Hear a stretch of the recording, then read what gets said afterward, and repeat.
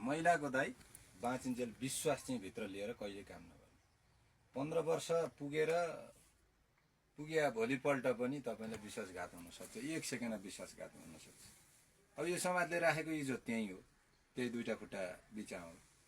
अब त्यो हातले छोप्न मात्र बाँकी राखेँ मैले, यसो नगर त्यसो नगर भन्दा त मान्छे हिँड्छन् भने दाइ महिलाको विश्वास जीवनमा फेरि निन्दा पनि नगर्नु भनेको छ। यो देखे नदेखे कति गर्नु दाइ यार, देखे नदेखे कतिचोटि गरी नाठा आउने त्यहीँ अगाडि राख्ने, फुलमाला लाएर पठाइदिन्थेँ क्या म। फेरि हाँसी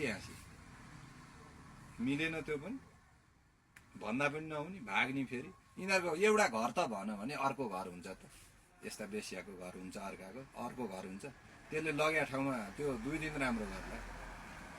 यति बिन्ती बिसाइ दाइ मेरो केही नलागेको, म सकिँदैन दाइ, यो जाने आइमाईलाई कहिल्यै सकिँदैन। अनि यिनीहरूलाई भने नाठाहरूले तिमी कति राम्री भन्दै भने पुग्छ, जिन्दगीभर एउटा बुढाले गरेको। अब म त्यस्तो त्यहाँभित्र बस्दा ल म विदेश जाँदाखेरि 15 लाख रुपियाँ पठाएँ, विदेश जाने गएको छन्, जेलमा पर्ने पनि जेलमा परि त्यो गई भन्छन्, त्यो भाषा मिलाउँछन्, विदेशमा बस्ने कानी हिँडेका छन् क्या। यो आइमाईको नि बुद्धि पनि यहाँ भित्रमा हुन्छ, यहाँ घुँडामा हुन्छ क्या। आइमाईको बुद्धि भनेको यहाँ र यहाँ हुन्छ, यिनीहरूको कहिले भर नगर्नु दाइ। मेरो बिन्ती लागोस् दाइ, यो जीवनमा महिलाको भर नगर्नु।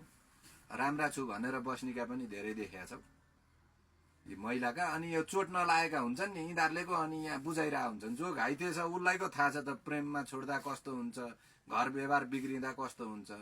अनि अरूले को त्यो दुनियाँ टिकटकतिर सुनिन्छ, त्यहाँ घटनामा नपरेकाले बुझाइरहेको हुन्छन् प्रेम यस्तो ऊ त्यस्तो भनेर। तिनीहरूलाई के थाहा छ प्रेम कस्तो भन्ने कुरो।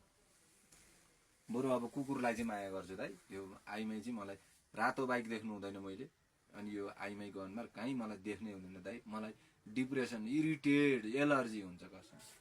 एउटा महिलाले बिगार्यो, सबै महिला त्यस्ता नहोलान्। राम्रा महिला त माता बनेर बसिन्छन् नि, व्यवहारमा भएका त बोक्रियो, कुनै पनि ठिक छैन।